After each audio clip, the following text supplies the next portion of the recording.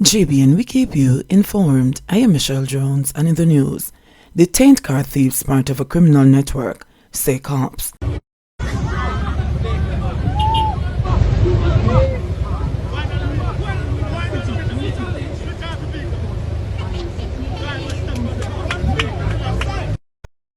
The four suspects arrested after a car robbery in Portmore, St. Catherine on Wednesday are from a criminal network operating in the St. Andrew South Police Division, according to the law enforcement authorities. Police say the three men and a woman are among other gang members who are being investigated for numerous charges. Some of them are known to us as being members of criminal gangs operating in the Whitfield Town, Mandela Town, Tower Hill areas, a senior police source said. They're a real network of criminals, and so we're happy that we managed to nab them this morning. The officer said the St. Andrew South Police did an excellent job in treating the matter and being very alert and professional in their conduct. A joint investigative effort will be taking place between St. Andrew South and St. Catherine South in regard to this, added the senior officer. It was reported that about 7 a.m., a policewoman under a sun in her Honda Fit motorcar in Portmore, St. Catherine, when armed robbers pounced and stole the vehicle. An alarm was raised, and police intercepted the vehicle on Mandela Highway. The driver of the stolen car attempted to evade the cops, but crashed into a railing in the vicinity of the New Haven community. That car and its occupants, as well as the pilot vehicle and its occupants, were all taken into police custody. Man shot and killed in Manchester robbery. The police are probing the murder of a man during an armed robbery in Comfort near Royal Flat in Manchester on Tuesday night. Police identified the deceased as 49-year-old Teddy Coley, a resident of Weber's district in Comfort. Police reports are that about 9 p.m., Coley was walking home from work when he was held up, robbed of his belongings, and shot by his attacker. He was taken to hospital where he was pronounced dead. Statistics from the police show that up to October 1, Manchester recorded 44 murders since the start of the year, when compared to 19 for the corresponding period last year. Fisherman charged following deadly Trelawney shootout. A Trelawney man is facing firearm-related charges arising from an incident in the parish on the weekend, in which 3 men were reportedly shot and killed after they fired on a police military team. Owen Hines, 38, a fisherman from Higgs Settlement, where the killings occurred, was charged Tuesday with illegal possession of firearm and shooting with intent. His attorney Donovan Collins confirmed. But Collins says there are over 25 witnesses who can confirm that Hines was never in possession of a gun and did not fire at anybody. Based on my instructions and investigation, the police took about 75 people from the party to the Falmouth police station, the attorney said during an interview on Wednesday. It will be very interesting to see what the police put on paper to try and prove their case against my client, he added. The police report that members of the security forces were conducting an operation at an illegal party in the community about 2 a.m. Saturday when they were shot at by a group of men at the venue. The 3 men were killed after members of the police military team took evasive action and returned fire, according to the police report. The incident has been investigated by the Independent Commission of Investigations, the agency that has oversight responsibility for the security forces. 2 men arrested over gun seizure during St. Catherine spot check. 2 men were arrested following the seizure of a gun during a police spot check in Above Rocks, St. Catherine on Wednesday morning. The check was taking place in the vicinity of the police station in the area. A motorcycle was signaled to stop and the driver complied. During the search of the pillion, a loaded 9mm pistol was allegedly found. The police arrested the men on suspicion of illegal possession of firearm. Woman stabs high school student. A 24-year-old woman was remanded after pleading guilty to stabbing a high school student in the leg. The woman, Danielle Warren, told Senior Parish Judge Lauren Cole Montague that she stabbed the teenager on October 6 because she was told he and some of the boys were ganging her brother. Warren told the court that she then saw one of the boys involved in the incident and grabbed him and asked him what he managed my brother of. She said before the boy could answer, her brother's friend punched him in his face and she started to hit him. When he fell, according to Warren, she stabbed him with the knife she had on her keychain. Warren was charged with wounding with intent and possession of an offensive weapon. She pleaded guilty to both charges, when she appeared in the Kingston and St. Andrew Parish Court on Tuesday. Advising the woman of the seriousness of the charges, Cole Montague told her if the matter was before the Home Circuit Court, she could be sentenced to up to 10 years in prison. "Was it nice in the lockup?" the judge asked. "No, ma'am," Warren answered, to which the judge inquired as to the reason it was not desirable. "Because there's a lot of mosquitoes on the bed hard," she said. "Youth is really wasted on the young," Cole Montague responded. For the charge of possession of an offensive weapon, Warren was fined $3,000 or 10 days imprisonment. Warren was remanded and is to return to court on November 14, when it is anticipated that the file will be completed. A fingerprint order was also made for her. PM appeals to purchasers of disputed lots to file reports. Jackson says SCJH not blameless. Persons whose unfinished houses were demolished last Thursday on land owned by the Sugar Company of Jamaica Holdings, SCJH, have been encouraged by Prime Minister Andrew Holness to provide statements to the police and how they purchased the lots. In a statement to Parliament on Tuesday, Holness said there were claims by some that they did not get notices from the SCJH to vacate the land they occupied illegally.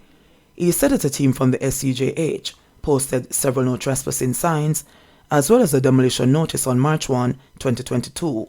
"I understand the frustration and upset, but we cannot allow untruths to survive," Holness said. It was also disclosed that the SCJH held a meeting on March 10, 2022, with members of the community to advise them to cease illegal construction activities. The SCJH took additional action by calling in members of the community, including one prominent member of the community, whose name appears on several receipts as having received payments purportedly in exchange for their land in the area, said Holness. He said that no complete structures were destroyed on the reserve lands, adding that we didn't throw out anybody's furniture. 10 unfinished structures were demolished last Thursday, but one which had a covering was spared because it was not clear as to whether someone lived in the building, Holness said.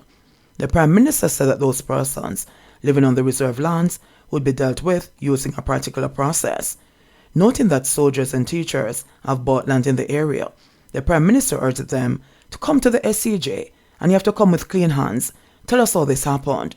Member of Parliament for St. Catherine South, Fitz Jackson, said that the parliamentary opposition was in support of structural development, while strongly rejecting any form of criminal activity in the sale of lands.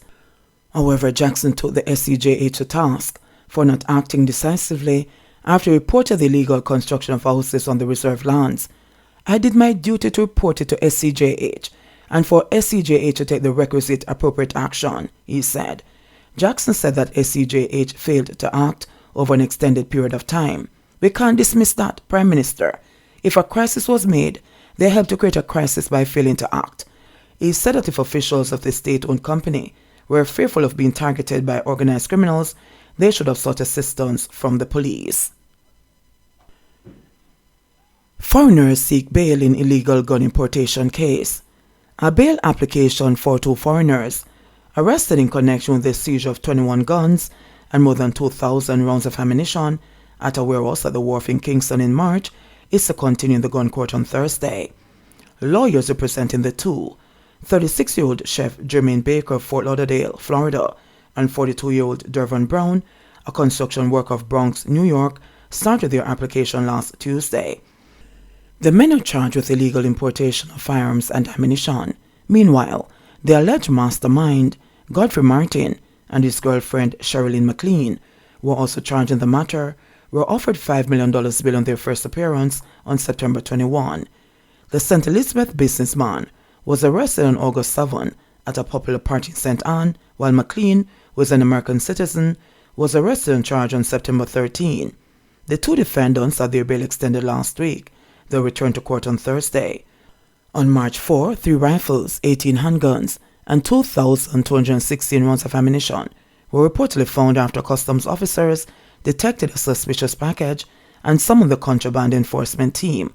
Shortly after, the 2 foreigners were arrested and charged.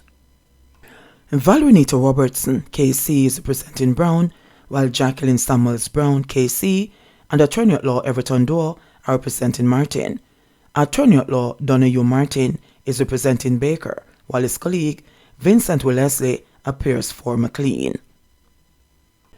Jamaican fact-finding team in Canada to assess farm work program.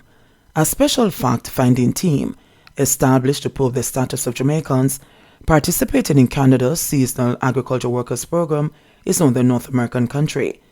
Jamaica Confederation of Trade Unions President Ellen Davis-White, who chairs the team, told JIS News during an interview at the Jamaican Liaison Service in Toronto on Tuesday that approximately 70 farms have been selected for visits by members of the team over a 2-week period via a random sampling method.